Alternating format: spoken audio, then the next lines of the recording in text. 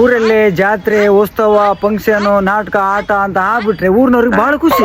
ವರ್ಷಕ್ಕೊಂದ್ಸಲ ಆಗುವಂತ ಜಾತ್ರೆ ಉತ್ಸವಕ್ಕೆ ಸಂಬಂಧಿಕರು ಕರೀತಾರೆ, ಅವ್ರ ಊರಿನವ್ರು ಬರ್ತಾರೆ, ಎಲ್ಲರೂ ಬಂದ್ಬಿಡ್ತಾರೆ. ಬಂದವಾಗ ನಮ್ಗೊಂದು ಮನೆಯಲ್ಲೆಲ್ಲ ನೆಂಟರೆಲ್ಲ ಬರ್ತಾರಲ್ಲ ನೋಡು ಖುಷಿ ಇರ್ತಿದ್ದೋ, ಒಂಥರ ಉತ್ಸವ ಇದ್ಬಿಡ್ತಿದ್ದು. ಆದ್ರೆ ಒಂದೊಂದು ಕಡೆ ಊರಲ್ಲೇ ಅಂಥದ್ದೇನೂ ಇಲ್ಲ. ಯಾಕಂದ್ರೆ ಊರಿನಲ್ಲಿರುವಂತ ಉತ್ಸವ ಮಾಡುವವರೇ ಕಚ್ಚಾಡ್ಕೊಂಡು ಸಾಯ್ತಿರು ಕುನ್ನಿನ ಮನೆ. ಇವ್ ಕಂಡ್ರೆ ಅವಂಗ ಆಗುದಿಲ್ಲ, ಅವ್ನ್ ಕಂಡ್ರೆ ಇವಂಗ ಆಗುದಿಲ್ಲ.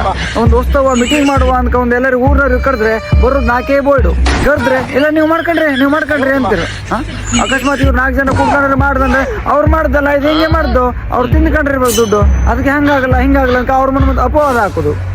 ತಾವು ಬಂದು ಮಾಡೋರಿಗೆ ಕೊಡುದಿಲ್ಲ. ಅದೇ ಆ 4 ಜನನೂ ಮಾಡ್ಲಿಲ್ಲ ಅಂತ ಹೇಳ್ಬಿಟ್ರೆ ಅದು ಊರಾಗಿರುವುದಿಲ್ಲ, ಸೊಡ್ಡಿಯಾಗಿರ್ತಿದ್ದು. ಅದು ನೆನಪಿರ್ಲಿ.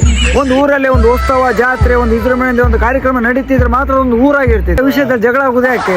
ಎಲ್ಲರೂ ತಾನೇ ಮುಂದಿರ್ಬೇಕು, ತಾ ಹೇಳ್ದಂಗೆ ನಡಿಬೇಕು, ತಾನೇ ಇಲ್ಲಿ ದೊಣ್ಣೆ ನಾಯಕ ಊರಿಗೆ ಅಂತ ಹೇಳ್ಕೊಂಡೆ ಅವ್ರ ಮನಸ್ಸಲ್ಲಿ ಅವ್ರು ಕೂತ್ ಬಿಡ್ತಿದೆ. ಅವರಿಗೆ ತನ್ನಂಟು ಬುದ್ಧಿವಂತ ಯಾರು ಇಲ್ಲ, ಮತ್ತೊಬ್ಬರಲ್ಲಿ ದೊಡ್ಡರು ಈ ತರ. ಅದು ಅವ್ರ ಭ್ರಮೆ. ಅದು ನಮಗಿಂತ ದೊಡ್ಡ ದೊಣ್ಣೆ ನಾಯಕರು ಬಹಳ ಜನ ಇವರು.